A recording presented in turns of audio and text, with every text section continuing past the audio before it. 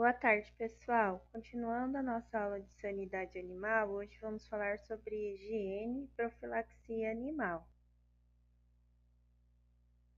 Então, a breve introdução é higiene e profilaxia animal. O que se subentende? Então, eu coloquei aqui para vocês esse pilar aqui, né, que representa o pilar da produção animal. Então, na base da pirâmide, a gente tem a alimentação, depois vem sanidade, depois vem manejo, genética e instalações na ponta da pirâmide. Então, a gente subentende que nutrição animal é alimentação animal, é a base da nossa pirâmide de produção animal. Mas não depende só dela, né? A gente precisa ter sanidade, né? As medidas profiláticas, o manejo de reprodução, né? O manejo também, como eu faço com o animal, como o animal é adequado ao ambiente, instalação, manejo sanitário, manejo produtivo, manejo reprodutivo, manejo nutrição, como na base da pirâmide. Genética, né? Eu estou trabalhando com animal de corte, animal de leite, então a aptidão que esse animal tem em relação à ambiência e instalação que eu estou colocando esse animal. E instalações, então, que tem a ver com todo o resto da nossa pirâmide. Então, higiene, profilaxia, isotecnia e novos tempos. Por quê? Porque uma vez a gente estudava profilaxia de uma forma. A gente estudava profilaxia e sanidade animal como um todo. Hoje a gente já entende que a sanidade animal e a profilaxia é uma medida, a sanidade é uma atividade curativa e a profilaxia é uma atividade preventiva. Então a gente tem dois meios para deixar esse animal com uma perfeita sanidade, né? Lembra que a gente tinha falado que dentro da sanidade a gente tinha ação curativa, patógenos, né? Lembra da nossa outra pirâmide? Aqui entra muitos médicos veterinários, né? Porque eles têm que receitar muitos remédios, antibióticos para combater esses patógenos. Qual o patógeno, professora? Bactéria, vírus, parasita, né? Aqui entra muito técnico agrícola, zootecnista, né? Como atividade preventiva. Então, quer dizer o quê? Se eu prevenir, eu não vou ter, né, doença. Então, é uma ótima oportunidade, né, da gente elevar a sanidade animal nesse rebanho. Então, nós temos a atividade curativa, como eu falei, né? Atividade de fim ao patógeno, né? Vírus, bactéria, protozoário, que estiver atacando esse animal.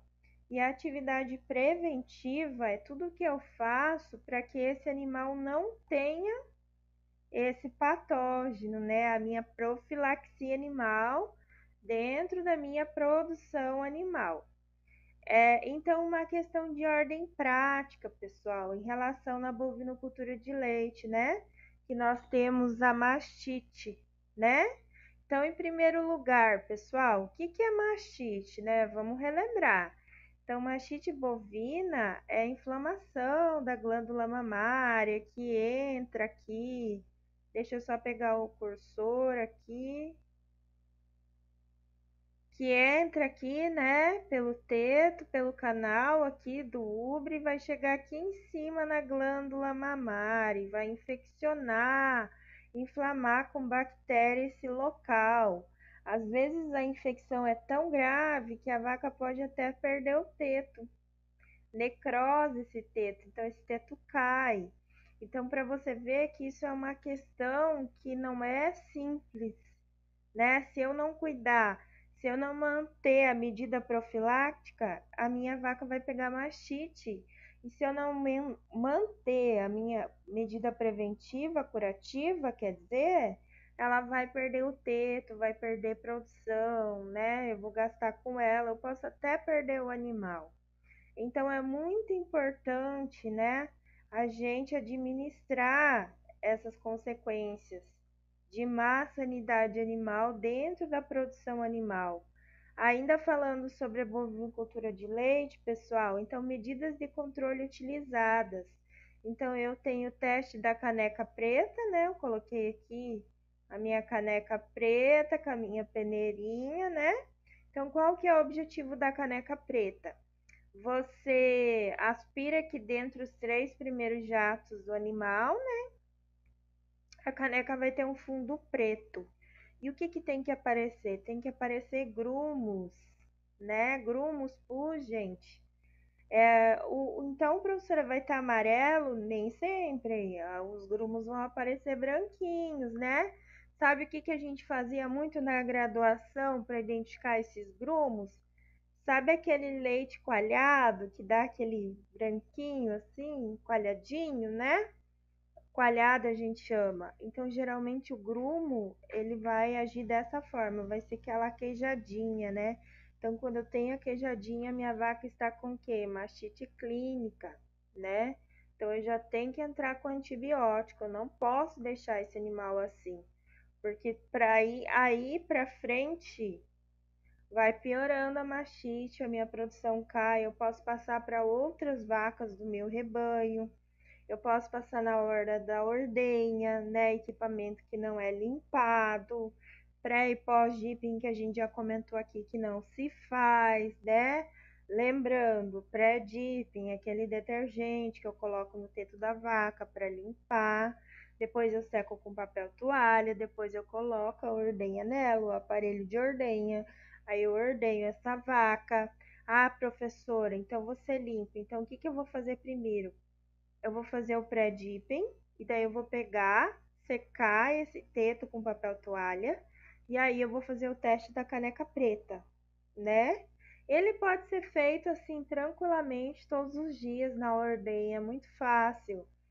Então, vou fazer o teste. Se deu negativo, eu coloco essa vaca para ordenha. Se deu positivo, eu tenho uma pergunta para vocês, pessoal. Eu coloco essa vaca na ordenha? Se deu grumos, então, eu coloco ela na ordenha? Eu queria saber a resposta de vocês, tá? Nessa situação. Um outro exemplo, então, de análise de mastite, né? É a raquete reagente do CMT, que a gente utiliza, né? Então, seria, pessoal, essa raquetinha aqui, ó, né? Que vem com reagente. O que que acontece? Então, os 3 primeiros jatos também eu vou utilizar. Eu vou colocar primeiro um jato aqui, primeiro aqui, primeiro aqui, primeiro aqui. Ah, professora, sempre dá mesmo teto. Não, né, gente? Por isso que tem 4. Então, eu vou colocar cada teto aqui uma amostra. Depois eu vou virar nesse sentido a minha raquete para que esse nível de leite fique no mínimo ali que mostra na raquete. Depois eu vou misturar a minha quantidade de reagente dentro desse leite e vai me condicionar essa cor aqui. Essa cor é uma cor tabelada, gente. Eu coloquei aqui para vocês o resultado, né? Então, a quantidade de célula somática que vai ter. Quando é bem baixa, quer dizer que é resultado negativo, não tem mastite, né? Não tem nenhuma bactéria ali, nenhum patógeno. Quando o resultado tem traços leves, forma uma leve formação de gel. É tabelado, tá, gente? No reagente vem a tabelinha. Ah, quando é um tracinho, uma cruzinha, é que nem quando a gente está com infecção urinária, né? Ou infecção no sangue, aparecem as cruzinhas, né? Uma cruzinha, 2 cruzinhas, 3 cruzinhas. 3 cruzinhas, pessoal, já é uma infecção bem alta. Então, tanto para o mamo quanto para o animal. Então, quando eu tiver uma situação, né, de formação de gel, que na minha tabelinha dá uma cor e formação de espessura para 3 cruzinhas, já é uma mastite bem forte, né? Então, 2 é uma reação positiva e a 1 é uma fracamente positiva. Porém, vocês acham o quê? Que esse animal vai ser tratado ou não, né? Então, a gente tem situações que é negativo, posso colocar esse animal na ordenha. Quando eu já tenho uma leve formação de gel, eu já tenho que medicar, né? Eu já tenho que fazer a minha condição curativa. Então eu já cheguei no patógeno. Não adianta mais eu fazer a preventiva, que no caso são os meus testes, né? O meu pré e pós-dipping, meu cuidado com a profilaxia. Então, se eu já cheguei no meu patógeno, significa que agora eu tenho que ter uma ação curativa, ok, pessoal? Então, qual que é o reflexo da mastite dentro da produção animal? É muito ruim, né? Lembrando que a mastite, né, é a infecção que entra aqui, pessoal, pelo teto, né, pelo canal do útere e vai chegar aqui em cima na glândula mamária e vai infeccionar, vai formar bactérias e elas vão desenvolver uma infecção, né? E essa infecção, ela forma grumos, pus dentro do leite. É possível que a gente observe isso pelos nossos testes. Até aqui tudo bem? Então, quais são os reflexos, né? Perdas. Aqui eu coloquei um exemplo de até 770 quilos de leite vaca ano. Então, se você perceber, é uma perda muito grande por causa de mastite. E mastite, gente, ela tem cura e prevenção. E o mais legal de tudo é que ela tem prevenção, não precisa acontecer a mastite, né?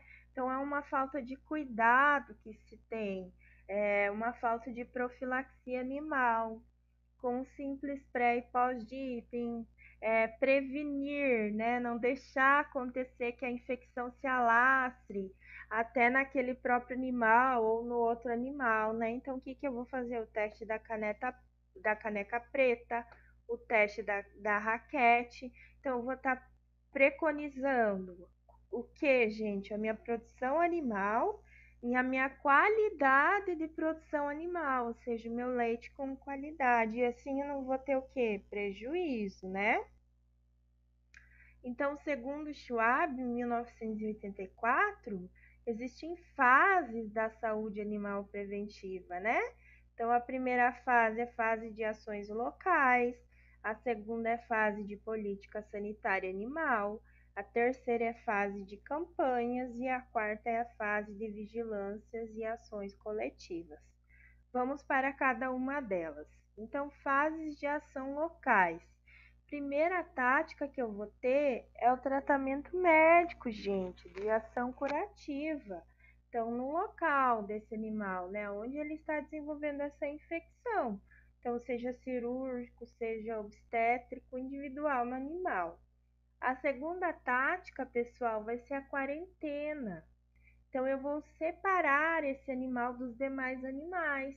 Para quê? Para que eu não contamine o meu rebanho inteiro, né? Então, em relação à produção de leite e à produção do animal e à sanidade do meu rebanho, eu vou separar esse animal. Eu vou mantê-lo em quarentena. A terceira tática, se não funcionar, a do tratamento individual e a segunda tática, assim, de quarentena, eu vou ter que sacrificar esse animal. Por quê? Porque esse animal já não vai mais produzir o que ele produzia e a produção dele vai estar contaminada, né? O leite dele vai estar contaminado. Então é perigo de eu passar para o rebanho ainda essa contaminação. Por isso que eu vou ter que sacrificar esse animal enfermo, né? Lembrando, gente, sacrificar um bem-estar animal, né? É um animal, é uma alma, a gente tem que respeitar. Então, a fase de política sanitária animal, né? A quinta tática de higiene. Então, eu manter todos os processos de higiene nesse animal, para que ele não chegue na fase curativa, para que ele fique na fase preventiva, né? Que é possível manter todos os processos de higiene, que eu mantenha esse animal dentro da minha profilaxia, né? Então, a sexta tática é o controle sobre abate de animais. Então, aqui entra muita questão de zoonoses, né? Que eu já comentei com vocês, que passa de animal para homem, são doenças. Então, eu preciso saber se esse animal está doente ou não, se essa carne está com qualidade ou não, né? Para que não ocorra essas doenças. A sétima tática, pessoal, prevenção e controle das enfermidades, então métodos populacionais de diagnóstico.